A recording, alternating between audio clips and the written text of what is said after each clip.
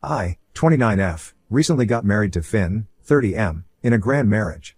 It's been 1 month into our marriage and our life had been going great until Crazy Sil decided to interfere in our lives and ruin everything.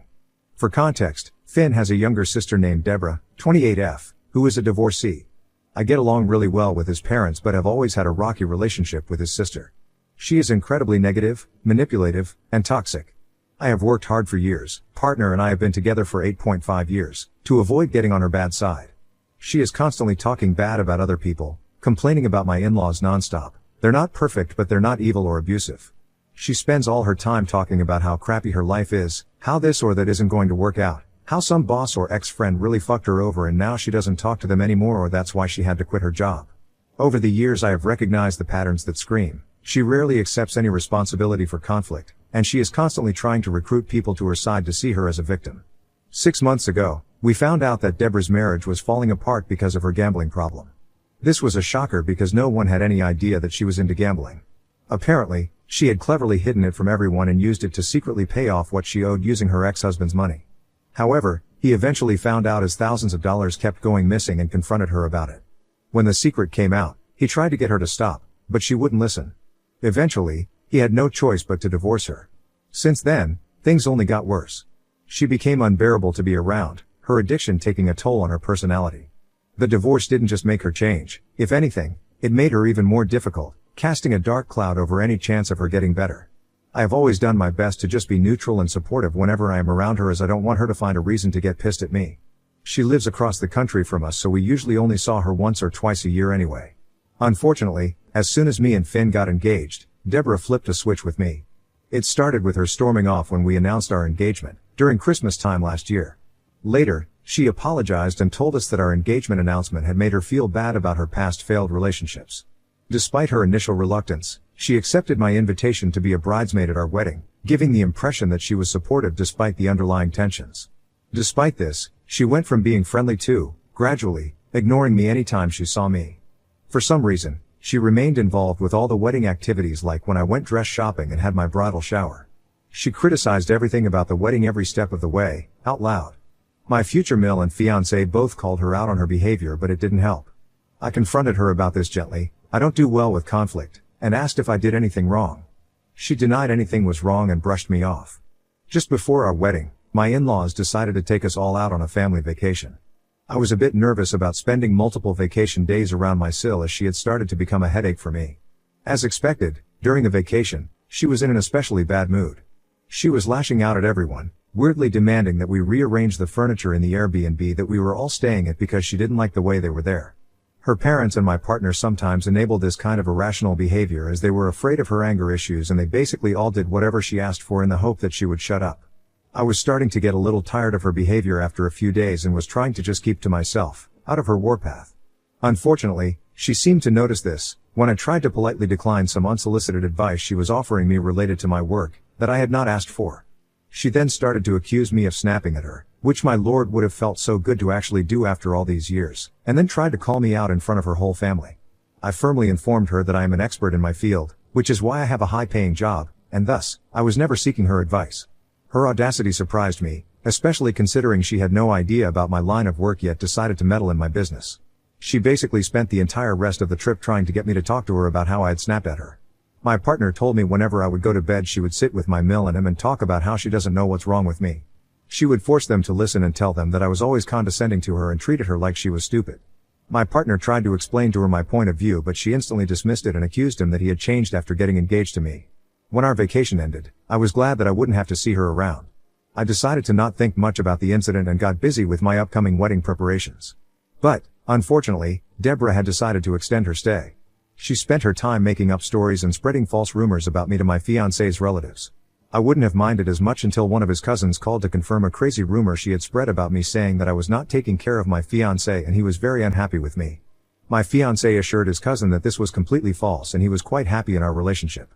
It was clear that Deborah was trying to manipulate people into thinking that I was a bad person. Finn and I talked about this.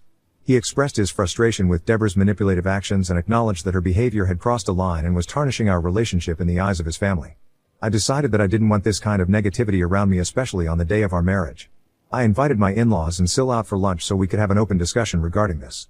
My fiancé couldn't be with me during this discussion as he had an important work trip. During our lunch, I laid my opinion out on the table and firmly told Syl that if she continued to say bad things about me, she would not be invited to my wedding. Hearing this, Deborah started yelling at me that I had no right to talk to her this way. My mother-in-law asked her to quiet down, but Deborah continued to yell that I was just a poor girl who had got the chance to marry her rich brother, so I should talk to her with more respect. I looked at her blankly as she accused me of trying to steal her brother for his money and that I was nothing more than a gold digger. My mother-in-law stepped in at this point, loudly telling Deborah to shut up and reprimanding her for speaking to me that way. My father-in-law also looked pissed and started to apologize to me for her behavior. Deborah tried to argue, claiming that I was attempting to steal from their family inheritance. I interjected to remind Deborah that I was quite financially independent and hailed from an affluent family myself.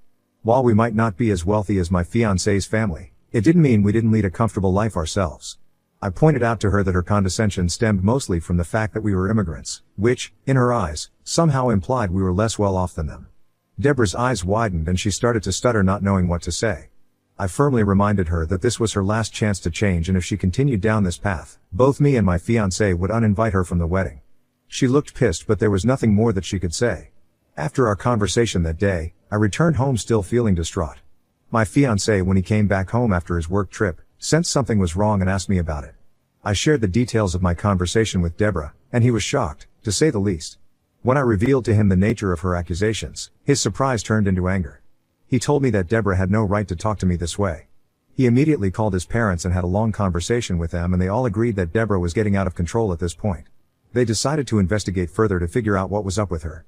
They quietly reached out to some of her buddies to get the lowdown. Turns out, she was still neck deep in gambling, feeding that addiction of hers. This news freaked us all out, especially her parents, who had given access to their bank account. They were scared she would drain all of their money with her gambling habit. Finn decided to have a real talk with her. It was tough, but he wanted her to get help for her gambling problem. However, Deborah, being stubborn as ever, wouldn't admit she had a serious issue. The whole situation was starting to get messier when his parents removed her access from their bank account. Deborah stormed into their place yelling at them angrily. She accused them of betraying her. She then went on about how they didn't understand her, that her gambling was none of their business. Deborah was furious that they had taken away her access to their bank account, claiming it was her money, too. She even went on making wild claims that they were all trying to control her life. It was a chaotic scene, emotions flying all over the place, and there was no calming her down. Finn told me about what Deborah had done, and he seemed really worried about her. He and his folks were stuck, wondering if anything they tried would actually help Deborah. They thought about interventions, counseling, and even support groups. But they knew Deborah would never agree to any of these options. A few weeks after that incident, Finn's parents invited both of us for dinner, and we knew it was a serious talk. As we gathered around the table, they looked more serious than ever. His parents opened up about their increasing concerns regarding Deborah. They were worried that her gambling addiction would lead her to drain the family wealth, and they didn't want to fuel her destructive habits by leaving her any part of their inheritance. Finn tried to protest that this might not be unfair because, despite her antics, he loved her. I agreed with Finn as well because regardless of what I felt for Deborah, I thought she deserved to have an equal inheritance as Finn from their parents. But Finn's mother stopped us mid-track and nervously shared that she had recently discovered some of her cherished jewelry from her grandmother was missing. They got quite concerned as the jewelry was worth thousands of dollars and decided to review the CCTV footage, where they saw Deborah walking into their bedroom and stealing this jewelry from the locker. The room fell into a stunned silence as we tried to process the weight of this betrayal. My in-laws then shared that they had tried to confront Deborah regarding this incident, but she had refused to accept her fault despite evidence. This is why they had begrudgingly decided not to leave her anything from their inheritance anymore. Finn was taken aback, but he understood the gravity of the situation. It was clear that Deborah's actions had not only strained our family relationship but were now putting a financial burden on his family. We understood now why his parents were contemplating making changes in their will to ensure that Deborah wouldn't have access to their assets. It was a tough decision for them, but they felt it was necessary to protect their financial well-being and the future of the family. Finn and I supported them, knowing that it was a difficult but essential step to safeguard everyone's interests. In the following days, Finn and his parents initiated conversations with legal professionals to navigate the complexities of adjusting their will. They were determined to find a solution that would protect their assets with an ironclad will so Deborah would not be able to contest it. Our wedding was fast approaching, so despite the ongoing family drama, I threw myself into the whirlwind of wedding preparations. My days became a flurry of fittings, decorations, and last-minute details. Out of nowhere, Deborah started getting involved in wedding activities like when I went dress shopping and had my bridal shower. She criticized everything about the wedding planning every step of the way, out loud. Again, I had to confront her about this gently. I don't do well with conflict, and asked if I did anything wrong. As the wedding day approached, despite Deborah's negativity, our ceremony turned out to be a beautiful celebration of love. The venue was adorned with flowers and delicate decorations, creating an enchanting atmosphere. Surrounded by friends and family, Finn and I exchanged heartfelt vows, sealing our commitment to each other. The joyous moments, however, were tinged with a sense of unease as I couldn't help but notice Deborah's distant and displeased demeanor. During the festivities, she sat in a corner, wearing a scowl that betrayed her true feelings. Despite my attempts to focus on the joyous occasion, I couldn't ignore the dark cloud cast by Deborah's resentment. Nonetheless, the love and support from others eclipsed her negativity, making our wedding a cherished memory despite the challenges. After a wonderful honeymoon, we returned home and got back into the swing of our daily lives. Work and routine took over, and things seemed to settle down. However, out of the blue, yesterday, my crazy Sil did something to set our marriage ablaze. She invited herself to have dinner with us, telling us how much she missed us and had not seen Finn for a long time. Finn asked me if I was okay with having her dinner, and I begrudgingly agreed, as I didn't want to be rude to my Sil. While we were having a good meal, Deborah, seemingly out of the blue, started talking about how she absolutely detested cheating partners and cheaters were nothing but useless pieces of shit. We looked at her curiously, thinking where she was going with this, when Deborah looked me square in the face and asked me how it felt to be a useless piece of shit. My brows furrowed in confusion as Deborah began to yell, accusing me of having an affair with my coworker, Matt. She started pulling out some pictures she had taken of me and one of my coworkers and waved them around, insisting that she had caught us red-handed. I knew I had never been unfaithful to Finn.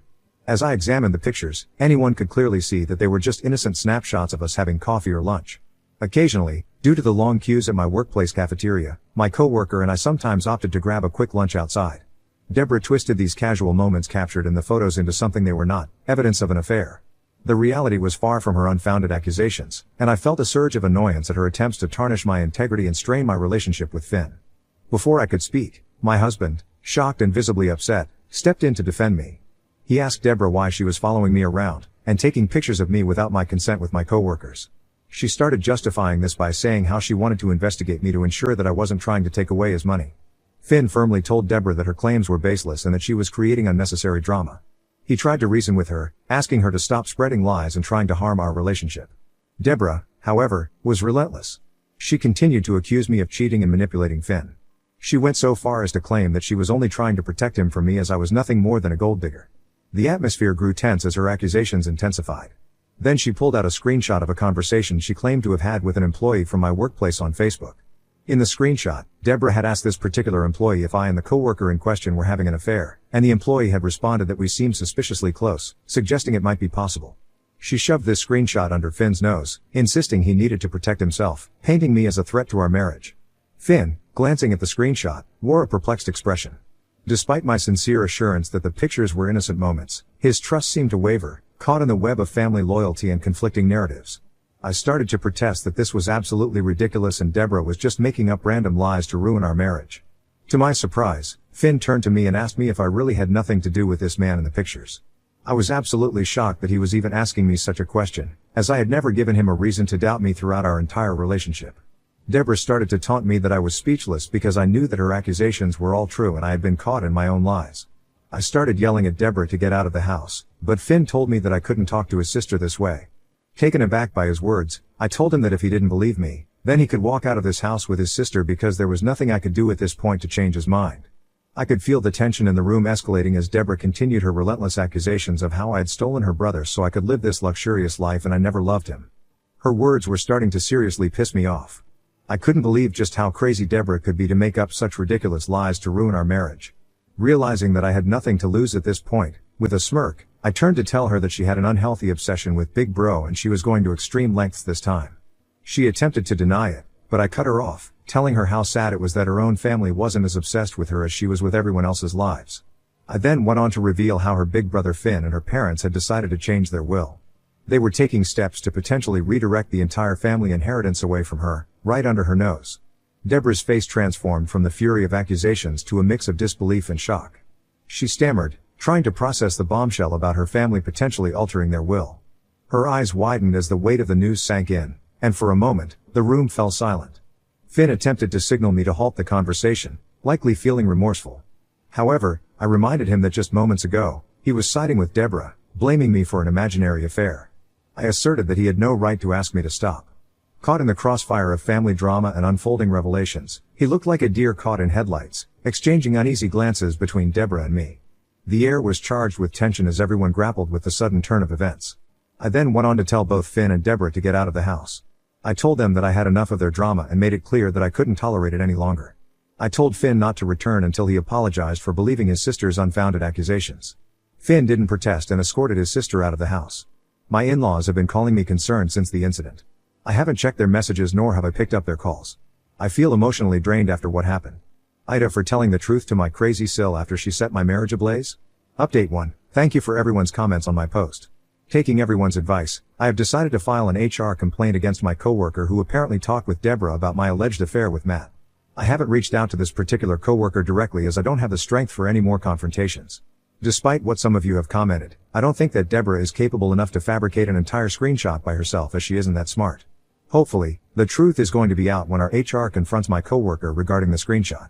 Update 2. It's been a week since Deborah tried to ruin my marriage and it's been hell. Thank you to everyone who comforted and helped me. Still kind of in limbo. I haven't slept more than a couple of hours each night and definitely needed a few quiet rest days. HR finally talked to my coworker about the mess. Turns out, Deborah fed her some twisted stories, and she fell for it. The coworker owned up to her mistake right away, admitting she fabricated the story about Matt and me, believing it wouldn't lead to any consequences. Our workplace, known for its strict policies against gossip, reprimanded the coworker severely. She faced a 1-month termination, highlighting the seriousness of spreading unfounded rumors. This was a lesson for everyone about the consequences of believing and spreading baseless gossip. This not only cleared my name but also showed how destructive false info can be. Finn had attempted to reach out to me several times over the week. Yesterday, I finally agreed to have a sit down with him and his parents. I firmly told him that I didn't want Deborah to be present and he immediately agreed, assuring me that he would make sure that she wasn't there when I came to their place. Finn, trying to navigate the aftermath, looked remorseful as we sat down with his parents. We delved into the issue, addressing the damage Deborah had caused. Finn apologized sincerely, acknowledging that he had got carried away that night, but when he sat down and thought about this entire ordeal with a clear mind, he realized just how ridiculous her accusations were. His parents, equally upset, expressed their concern and apologized to me for how she had impacted our relationship. With a sense of vulnerability, Finn admitted that he had let family loyalty cloud his judgment during the confrontation. He confessed that he had acted impulsively, and now, realizing the gravity of Deborah's actions, he deeply regretted not trusting me. Finn assured me that he would confront Deborah and set boundaries with her. We discussed seeking couples counseling to rebuild trust and address the lingering effects of her accusations. His parents pledged their support, acknowledging the need for the family to come together to resolve this messy situation. Finn then told me that he understood why I shared the info about his parents' will with Deborah, as he knew that I was trying to hurt her the way she was hurting us. He didn't hold a grudge against me for that and understood where I was coming from. My in-laws also agreed that they didn't mind that I had revealed the truth to her, as they were planning on having a conversation with her regarding this anyway. Although I appreciated all of their honesty, I also knew that I couldn't let Deborah ruin my life any further. I declared my decision to cut off ties with Deborah. Emphasizing the importance of protecting my well-being and our marriage, I explained that her toxic influence had reached a breaking point and communicated my intent to prioritize our marriage and emotional health from now on over maintaining a connection with someone who had repeatedly shown a penchant for stirring chaos in our lives. Finn, still grappling with the aftermath, supported my choice, realizing the necessity of distancing ourselves from Deborah's destructive behavior. My in-laws looked a bit sad about my decision to cut off Deborah but agreed that she had gone too far and I had every right to end my relationship with her. Since this conversation, I feel much lighter and happier today. Finn is going to be back at our place after his short work trip tomorrow. I have missed him despite our fight and can't wait to spend time with him tomorrow. Update 3. It's been 5 months since my last update. As expected, Deborah did reach out to me a few months ago. In her message, she dodged any acknowledgement of the pain she had caused us. She justified her baseless accusations by claiming a misguided sense of protection for her big brother, continuing to insist that I was a threat to their family. The message was riddled with more accusations like how I was forcing her brother to not talk to her and I had destroyed her family, conveniently painting herself as the victim in the situation while ignoring the chaos she had unleashed in the first place. Deborah's lack of genuine remorse or understanding of the gravity of her actions was evident, further solidifying my decision to maintain distance from someone who seemed incapable of self-reflection or empathy. In the months that have followed, Finn and I have focused on rebuilding trust in our marriage. We attended couples counseling to address the lingering effects of Deborah's accusations. The sessions helped us communicate better and understand each other's perspectives. Slowly but surely, our relationship started to heal. We have remained steadfast in our decision to cut ties with Deborah. Despite occasional attempts from Finn's parents to mediate, we have stood firm to protect our emotional well-being. Life has settled into a more peaceful routine. Work, family, and shared moments became our focus. We have found solace in each other, leaving behind the chaos Deborah had brought into our lives. Finn and I have grown stronger as a couple, learning to navigate challenges together. While the scars from Deborah's actions still linger, our commitment to each other prevails every day. The decision to prioritize our marriage over a toxic relationship has proved to be the right one, fostering a newfound sense of stability and happiness in our lives.